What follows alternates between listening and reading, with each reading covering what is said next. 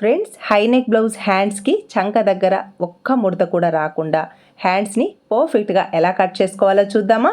క్రింది వైపున 4 లేయర్స్ సమానంగా ఉండేలా లైన్ని డ్రా చేసుకొని ఎక్స్ట్రా ఉన్న క్లాత్ అంతా కట్ చేసుకోవాలి. ఇక్కడ హ్యాండ్ పొడవు 9 ఇంచెస్, ఖర్చు కోసం పై వైపున 1/2 ఇంచ్, క్రింది వైపున 1/2 ఇంచ్, టోటల్గా 10 ఇంచెస్కి మార్క్ చేసుకొని ఇలా స్ట్రైట్గా లైన్ని డ్రా చేసుకోవాలి.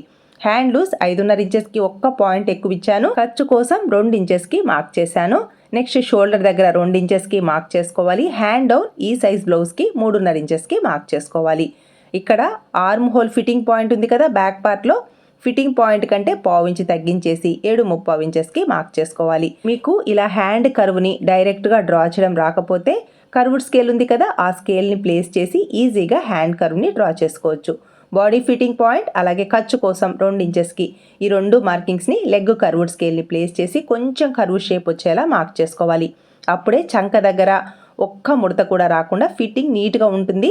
సన్నగా ఉన్న వాళ్ళకి బైసెప్ దగ్గర లూజ్ అవసరం లేదు. ఇలా కొంచెం కర్వ్ షేప్ వచ్చేలా మార్క్ చేసుకుంటే చంక దగ్గర అస్సలు ముడతలు అనేది రాదనమాట. నెక్స్ట్ లోతు 1/2 ఇంచ్ సరిపోతుంది.